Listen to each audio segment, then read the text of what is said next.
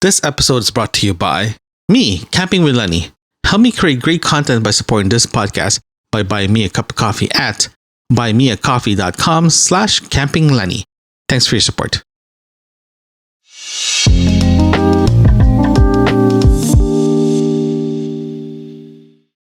Hello everyone and welcome to Camping with Lenny. Today we're going to be talking about what to eat for your first camping trip. It is very, very important that your meal that you're going to have for your first camping trip will be great. Reason why I'm saying that is food is going to make and break your camping experience. The reason why I'm saying that is this.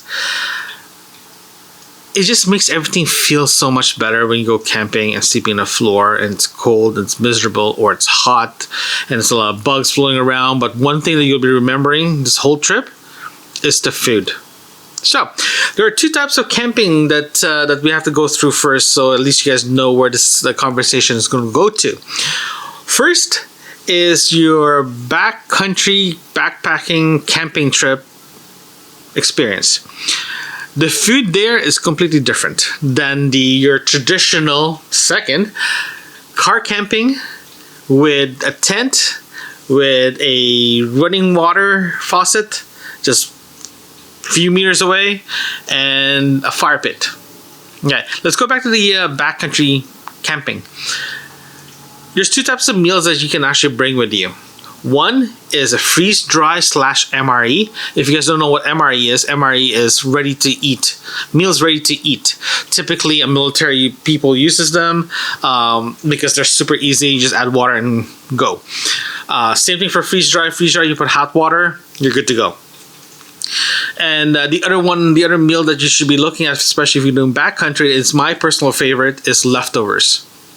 Leftovers is the key. If you have leftovers, put it in small Ziploc pouch bags. Double bag it, of course, because you don't want to spill it, and freeze them. When you're ready to eat, just put them in water, let it boil, then just eat it from your bag or eat it from a bowl that you have. It is very, very important for you to have this kind of meal because it's portable. You don't have to carry any raw ingredients. You just have to cook it and boil in water for those two types of meals. My personal favorite is actually leftovers. The reason why the leftovers are my favorite is one, you don't have to worry about preservatives. You don't have to worry about where's it coming from, what kind of ingredients they end up using that you don't know, right? And also, it's fresh because you cooked it yourself. For the MRE and for the freeze dry, you have to be very, very careful because you don't know what kind of ingredients they use there. So you have to do your research very, very well.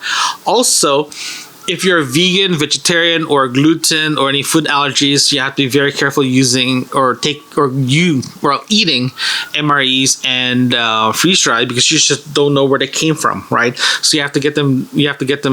From a reliable source or vendor, right? The other one as well too is the salt content. Right, that's right. Salt content salt content itself. Sometimes they use salt as a preservative on their meals, so it can be very, very salty. So just be aware of that. So it can be very, very hard or annoying. I think that's the best way to describe it. It can be very, very annoying if you're not used to eating that food. But if you are planning to go that route and using a freeze-dry or MRE style meals for your camping trip, buy some weeks before, I'm talking about 2 or 3 weeks before, buy several packs and try them at home. Eat it the way you're planning to eat it in camping because that will give you an idea if the meals itself is, well, frankly, good enough or better than you expected, or it will fuel you on your hike, right? So that's a little food for thought there. Personally, I still like the leftover ones because it does work very well. Next, I want to talk about is car camping / tent camping, right? Good thing about this kind of setups is you have lots of room, so you're allowed to bring anything you want from hot dogs to steaks to burgers. You can have wine and cheese platter if you want. You can have anything you want, and the world is your oyster. You can have whatever meals you want in car camping, because because of this. You have storage, you have access to a cooler, right? And you can store it inside your car. You don't have to take it out, especially if it's if you do need to secure your food overnight, right?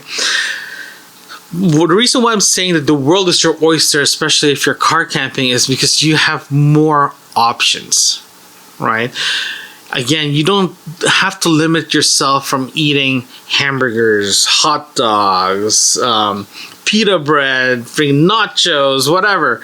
You can eat whatever you want. In other words, you can eat whatever you want. Like, you can have filet mignon if you want to, right? That's like the worst. That's like up there. But if you are looking at what kind of meals that you want to do for your first time trip, make it simple. Make it simple. Again, make it simple. The reason why I keep saying make it simple is this. If you end up spending an hour to 2 hours making your meals, while instead of enjoying yourself in camping, you're going to have a very miserable time, because you feel like you're just at home cooking constantly. That's why I was a big fan of saying, hey, if you're planning to have a steak, make sure you prep everything. At least by the time you get to the fire, you just put it in the fire, you're good to go. If you're planning to have hot dogs and burgers, bring enough plus one. Don't bring everything. The reason why is this. If you only have leftovers, and if you're and you open a package and there's no way for you to resecure it again, you might have to toss that piece of meat, for example, or the bread, because you can't store it properly, right? So prep your meals prep your meals a week before. It will help a lot. Okay. Also, don't be afraid to experiment a bit. I love experimenting food while I'm camping. I love trying new things. But at the same time, if you're planning to experiment new things in camping, be prepared to work on it. If you get a chance to prep it and try it at home first. Then at least when you get into to your camping mode or in camping place, at least the issues can be very, very finite, can be very small. You don't have to worry about it, right?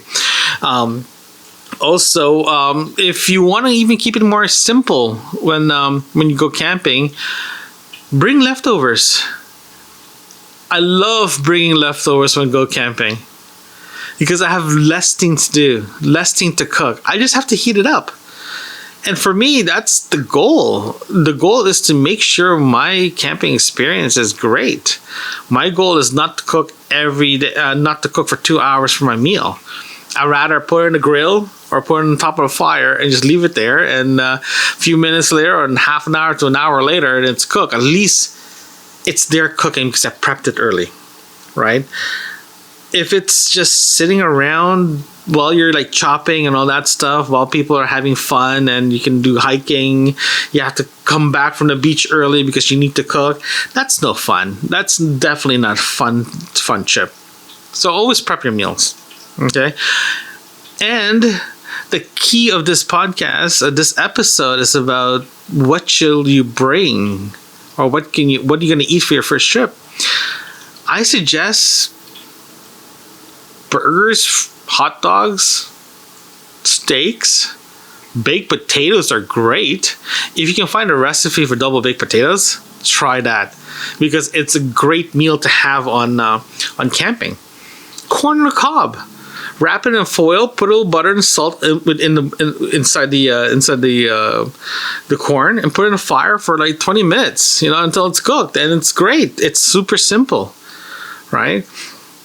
Rice is great as well too. Do like a prepackaged curry, for example, or green curry chicken, for example, and it's super easy. You don't have to spend time to cook all day just to make it enjoyable to eat. You can experiment so many things. That's super easy, super fun. Just try it. You're gonna have so much fun doing it. Also, one thing as well too, especially if you are car camping, keep your meats, vegetables, and anything liquid like water, adult beverages, separate from each other. The reason why I'm saying that is, for example, if you have a cooler dedicated just for, let's say, water, right, and beer, or anything canned, away from your meats, at least you're minimizing the cross contamination between the line of having salmonella poisoning and not, right?